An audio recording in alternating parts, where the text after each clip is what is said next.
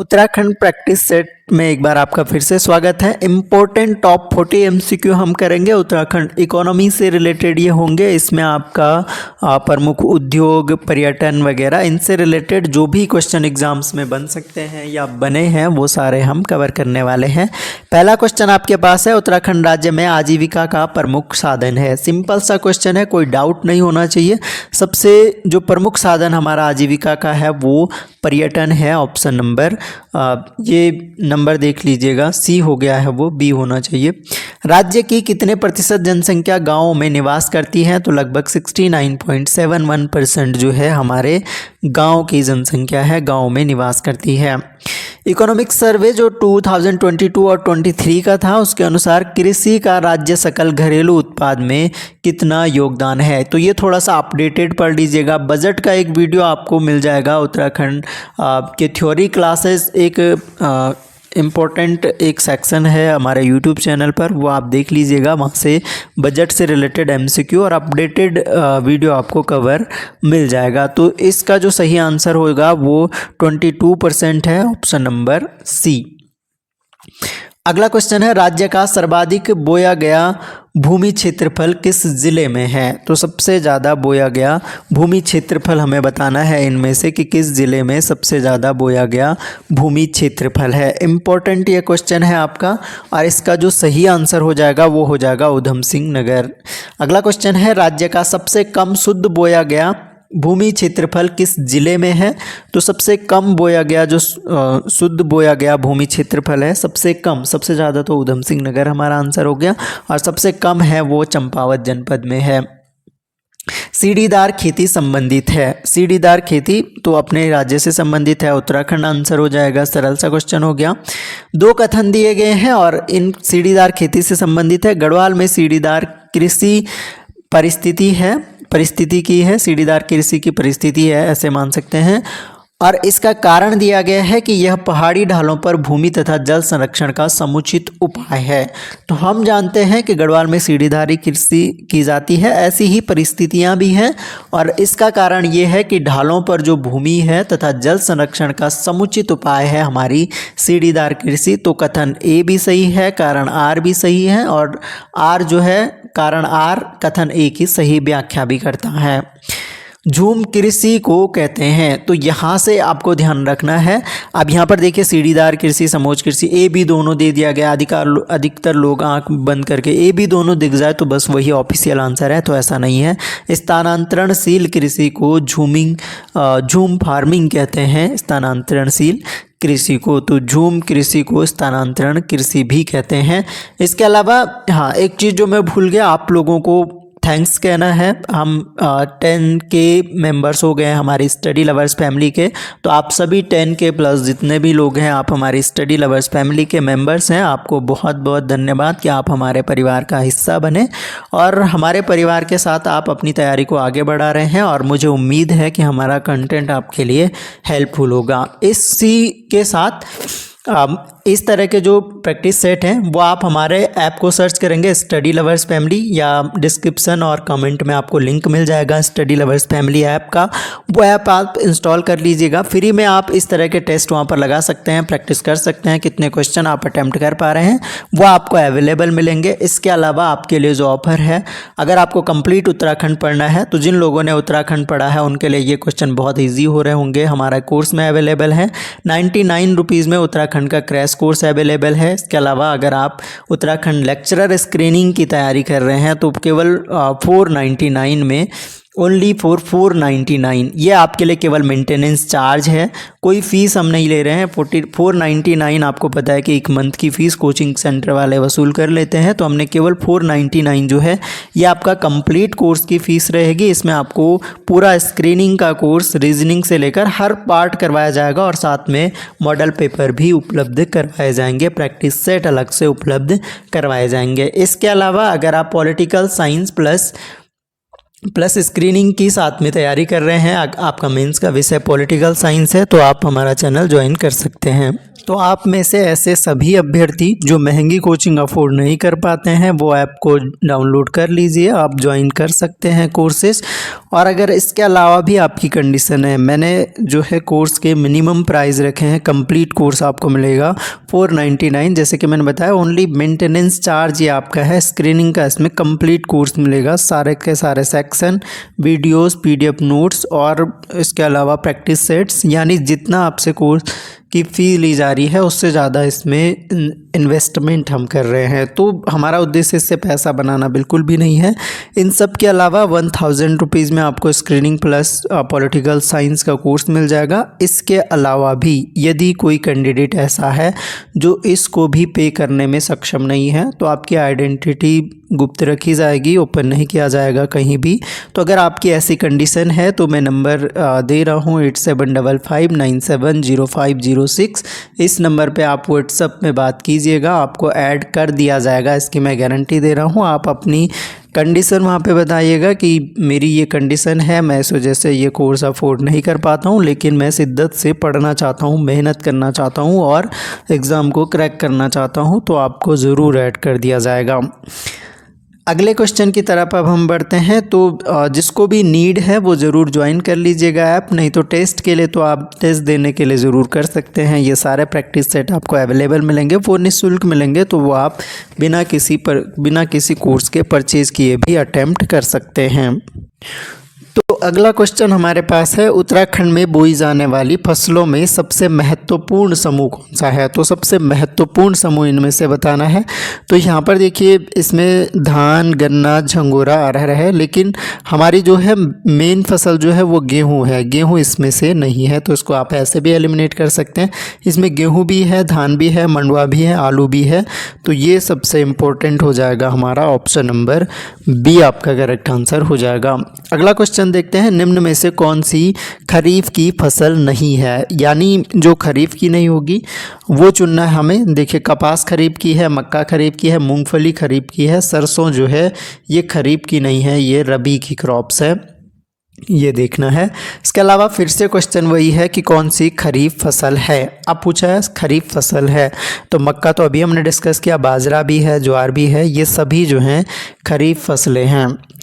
उत्तराखंड के किस ज़िले में चावल का सर्वाधिक उत्पादन होता है? तो इम्पोर्टेंट ये क्वेश्चन बन सकता है आपके लिए, कौन सा ज़िला है जिसमें चावल का सबसे ज़्यादा उत्पादन होता है? तो यहाँ पर देखिए सही आंसर हमारा होगा उधम सिंह नगर जनपद में चावल का सबसे ज़्यादा उत्पादन होता है। अगला क्वेश्चन है, राज्य में उत्पादित मंडुआ यानी कोदो जो हमारा है, जैसे कि मैंने बताया मिलेट जो है मिलेट मिशन स्कीम जो है पिछले ईयर चलाई थी उत्तराखंड गवर्नमेंट ने, तो कोदो बोलते हैं स्थानीय भाषा में, मंडुआ बोलते हैं, इसके अलावा मिलेट्स बोला जाता है मोटे अनाजों को।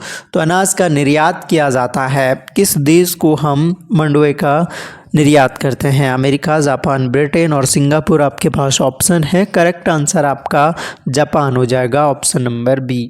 अगले क्वेश्चन की तरफ बढ़ते हैं, उत्तराखंड राज्य में गन्ने की कृषि सीमित है, कौन कौन से ज़िलों तक सीमित है? तो गन्ना जो है मेनली मैदानी ज़िलों तक सीमित है, और इनमें से जो आंसर हो जाएगा वो हमारा देहरादून और उधम सिंह नगर जनपदों में गन्ने की कृषि की जाती है।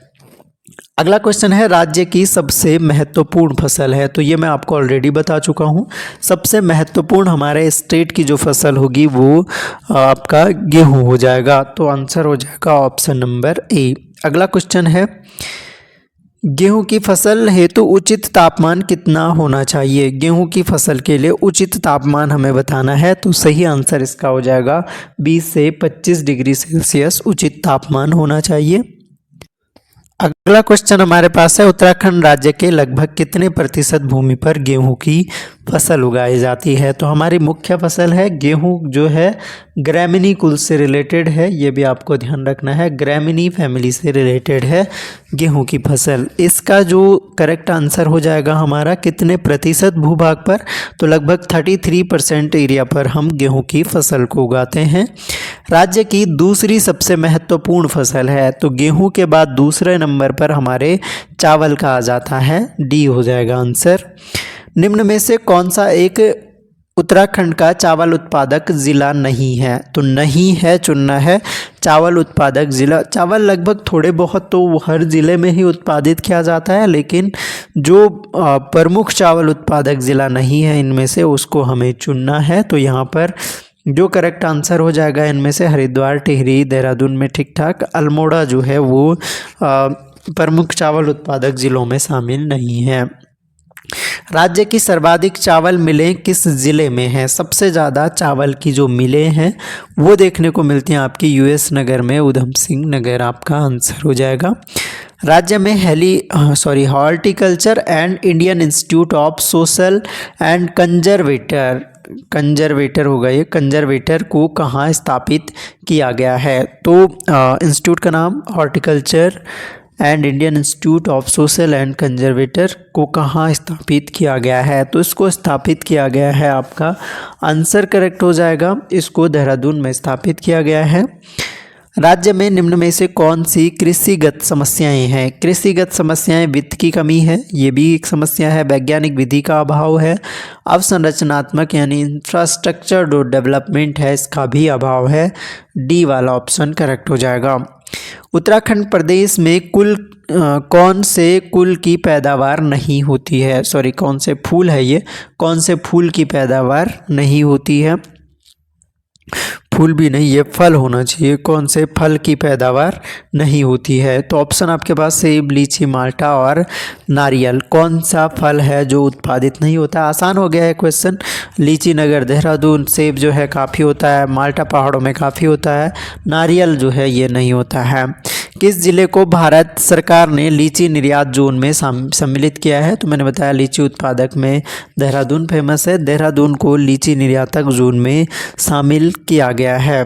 अगला प्रश्न देखते हैं, राज्य के किस ज़िले में संतरा एवं नींबू की खेती की जाती है? तो संतरा और नींबू की खेती की अगर बात की जाए इन ज़िलों में से, तो ये लगभग जो हैं सभी पहाड़ी ज़िले हैं। अल्मोड़ा भी है, हरिद्वार में भी नींबू और संतरे की खेती की जाती है, नैनीताल, ये सभी हमारा सही आंसर हो जाएगा। राज्य में सब्जी में सर्वाधिक उत्पादन किसका होता है? कौन सी सब्जी का उत्पादन सबसे ज़्यादा इनमें से होता है? तो ऑप्शन आपके सामने है, आलू, टमाटर, बैंगन या ये सभी। ये सभी तो नहीं हो सकता है क्योंकि सर्वाधिक उत्पादन पूछा है, तो कोई एक आंसर होगा। आलू का उत्पादन उत्तराखंड में सबसे ज़्यादा होता है। राज्य में मसालों में सर्वाधिक उत्पादन किसका होता है? तो कौन से मसाले का सबसे ज़्यादा उत्पादन करता है उत्तराखंड स्टेट? यह आपके लिए क्वेश्चन है। ऑप्शन आपके सामने अदरक, हल्दी, लहसुन या फिर ये सभी। मैंने बताया कि अगर एक का पूछा जा रहा है कि सबसे ज़्यादा बताना है तो ये सभी आंसर नहीं हो सकता। तो इसका जो करेक्ट आंसर हो जाएगा वो है आपका अदरक का उत्पादन जो है वो सबसे ज़्यादा इनमें से किया जाता है। अगला क्वेश्चन है, उत्तराखंड पशुधन विकास बोर्ड का मुख्यालय कहाँ पर स्थित है? तो ये अलग अलग जगह दी गई हैं, इनमें से उत्तराखंड पशुधन विकास बोर्ड का जो मुख्यालय है वो आपका देहरादून में स्थित है। कभी कभी पर्टिकुलर प्लेस पूछ लेते हैं, तो देहरादून में ये ऋषिकेश में है, ये भी आपको ध्यान रखना है। पशुधन विकास बोर्ड प्रशिक्षण केंद्र भी है, ये मुख्यालय भी है।